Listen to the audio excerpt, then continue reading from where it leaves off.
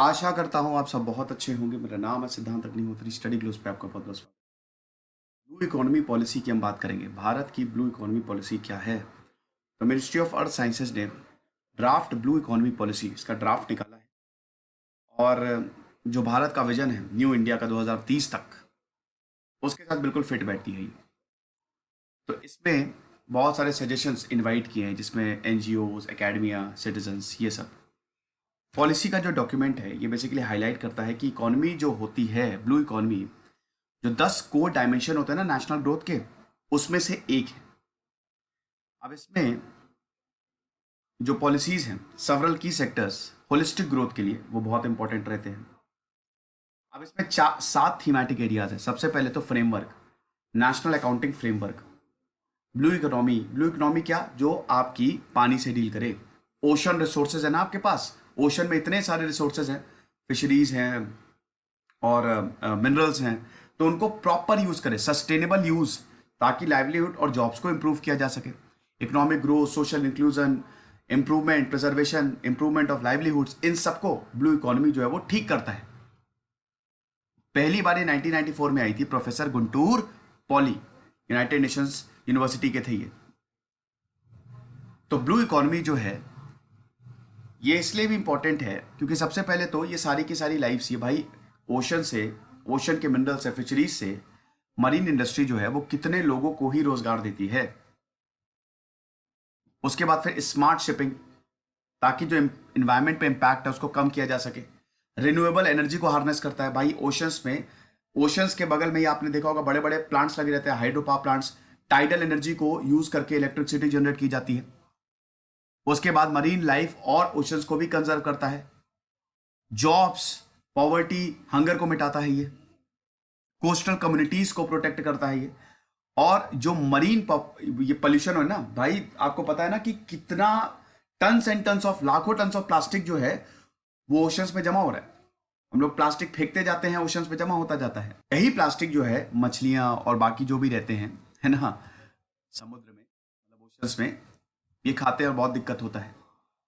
आपको पता है कि भारत का, मतलब पूरी दुनिया का 71% एरिया जो है वो पानी से कवर्ड है, ठीक है। और ओशन रेगुलेट करते हैं भाई। ज्योग्राफी मैंने पढ़ाई है, तो लिथोस्फियर है, हाइड्रोस्फियर है और बायोस्फियर है, और एटमॉस्फियर है, सॉरी। लिथोस्फियर, एटमॉस्फियर जमीन है आपकी, लिथोस्फियर हवा है आपके, एटमॉस्फियर और पानी आपके हाइड्रोस्फियर, जहां पे तीनों मीट होते हैं वह बायोस्फियर। तो जो आपको ओशन करेंट्स दिखते हैं ना, वो बहुत ज्यादा इंपॉर्टेंट है वेदर के लिए। जो हवा जाती है ना, हवा हवा यही इन्हीं ओशन से ही तो नमी लेके जाती हैं। Low pressure, high pressure ocean की वजह से क्रिएट होता है। तो दुनिया की ऑक्सीजन का 50% ओशन ही प्रोड्यूस करती है, और कार्बन डाइऑक्साइड भी 50 गुना ज्यादा ओशन एब्जॉर्ब करती है। उसके बाद जो ट्रेड होता है वो ओशन, भाई ये ओशियानिक ट्रेड जो है ना, ये ऐतिहासिक है, बहुत टाइम से चलता चला आ रहा है। सबसे पहले ये शिप ही तो हमने डेवलप किया। 5000 साल पहले बोट्स वोट्स डेवलप करके खूब दूर दूर तक जाते थे। तो 76% जो पूरा का पूरा ट्रेड होता है ना, वो मरीन ट्रांसपोर्टेशन से होता है। फिर फूड, खाना भी देता है, रिक्रिएशन, इकोनॉमी। ये तो खैर अमेरिका के कंटेक्स्ट में है, लेकिन बड़ा इंपॉर्टेंट है ये।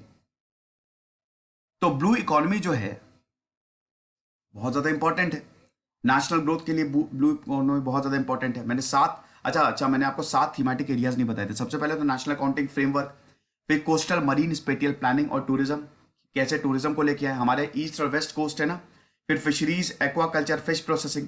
फिर एनर्जी, इमर्जिंग इंडस्ट्री जो है, ठीक है, उसका manufacture, trade, technology, services, logistic infrastructure and shipping, coastal and deep sea mining, और उसके बाद security, strategic dimensions.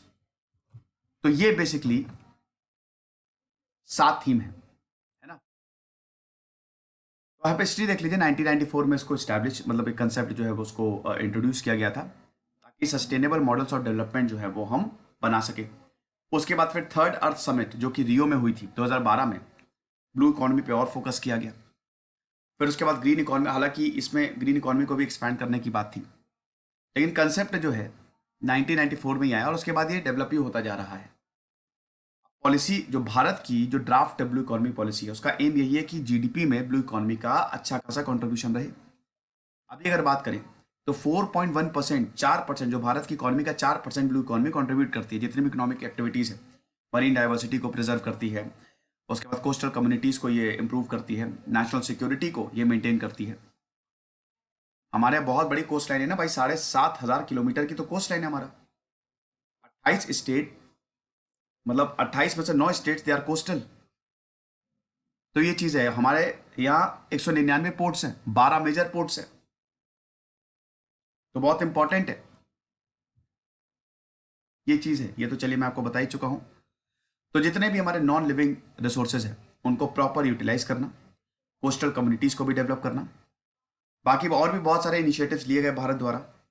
Sagarmala project है, स्ट्रैटेजिक इनिशिएटिव है पोर्ट्स का, सारे पोर्ट्स को कनेक्ट करो सागरमाला, और इसमें इनलैंड वाटरवेज बनाओ, कोस्टल शिपिंग जो है उसको गजब तरीके से रेवोल्यूशनाइज करो, लॉजिस्टिक को रेवोल्यूशनाइज करो। फिर ओ स्मार्ट है, एक अम्ब्रेला स्कीम है भारत की, O smart, regulated use of oceans, marine resources हमको यूज करना है। Then there is integrated coastal zone development, ये चीज है। अब ये 7 थीमेटिक एरियाज है जो मैं आपको ऑलरेडी बता ही चुका हूँ। भाई इकोनॉमिक ग्रोथ, सबसे पहले तो भाई इंडियन ओशन रीजन हमारे लिए बहुत इंपॉर्टेंट है, यहाँ पे बहुत सारे मिनरल्स हैं और इकोनॉमिक ग्रोथ के लिए बहुत इंपॉर्टेंट है। फिर ओशन वेल्थ, बहुत सारे मेटल्स जो होते हैं ना, मिनरल्स जो होते हैं वो ओशन बेड में होते हैं। जो पेट्रोल होता है वो एकदम डीप ओशन से निकाला जाता है, तो मिनरल्स खजाना है एक तरीके से ओशन, ठीक है। अरे यार आगे बढ़ो। फिशरीज एंड एक्वाकल्चर के लिए तो नेशनल फिशरी पॉलिसी है कि ब्लू ग्रोथ इनिशिएटिव को फोकस किया जाए, बढ़ाया जाए सस्टेनेबल डेवलपमेंट के लिए। सस्टेनेबल डेवलपमेंट मतलब कैसे, लाइवलीहुड को इंप्रूव किया जाए, एम्प्लॉयमेंट दिया जाए, हंगर मिटाया जाए, जो मैंने अभी आपको बात किया, अभी बताया था। तो सस्टेनेबल डेवलपमेंट के लिए भी blue economy is very important. Ocean को एज अ रिसोर्स सबको देखना है, लेकिन प्रॉब्लम क्या है, ओवर फिशिंग, हद से ज्यादा फिशिंग कर देते हैं हम।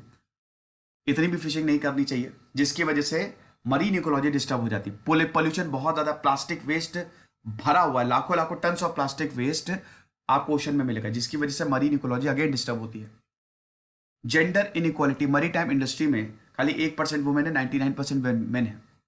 प्लास्टिक पोल्यूशन मैंने बताया, और सिक्योरिटी इशू जैसे पायरेसी, मेरी टाइम टेररिज्म। अभी जो जैसे चाइना है वो बहुत मेरी टाइम सिक्योरिटी के लिए बहुत बड़ा थ्रेट है। ग्लोबल स्टेप लिए गए इसके लिए, सस्टेनेबल डेवलपमेंट गोल 14, कंजर्व और सस्टेनेबल यूज ऑफ ओशंस, ये चीज है। वे फॉरवर्ड क्या है भाई, इमर्जिंग इंडस्ट्री को इंकरेज करता है ये, जैसे aquaculture, marine biotechnology, ocean energy. Inclusive framework है ये। भारत के जो ओशन रीजन है उसको एक इंक्लूसिव फ्रेमवर्क चाहिए ताकि हम इंटरनेशनल पार्टनरशिप बनाए और हर कोई साथ में आए, कोऑर्डिनेट करे, और जो सिक्योरिटी चैलेंजेस है इस रीजन में उसको काउंटर किया जा सके। फिर कोऑपरेशन, भारत अपने रीजनल पार्टनर्स के साथ, देखिए भारत के अगल बगल जितने भी देश है सब समुद्री, कोई लैंड लॉक तो है नहीं, सबको समुद्र का एक्सेस है। तो अगर हम एक दूसरे से कोऑपरेट नहीं करेंगे तो सस्टेन कैसे कर पाएंगे। तो भारत बहुत सारे प्रोजेक्ट्स भी बना रहा है based on ocean blue economy. फिर economic incentive the small fisherman को, ताकि सस्टेनेबल प्रैक्टिस जो है, हद से ज्यादा ओवर फिशिंग वो ना करें, ताकि इकोनॉमी मेंटेन रहे। तो significance of blue economy for India, 7 thematic areas, major challenges, अगर आप इन तीनों को कंपाइल कर दें तो ब्लू इकोनॉमी को पहले आप समझाएंगे, ब्लू इकोनॉमी होती क्या है, थोड़ा सा इतिहास बताएंगे, हिस्ट्री बताएंगे, फिर जो ड्राफ्ट नेशनल पॉलिसी है उसके बारे में बताएंगे, और भारत के कंटेक्स्ट में कितनी ज्यादा इंपॉर्टेंट है ये बताएंगे। कुछ नहीं, पढ़ते रहिए। दिस इज सिद्धांत अग्निहोत्री साइनिंग।